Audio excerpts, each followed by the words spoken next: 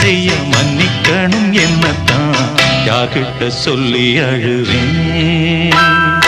ராத்திரிக்கு கொஞ்சம் ஊத்திக்கிறேன், நொந்த மனச கொஞ்சம் தேத்திக்கிறேன்.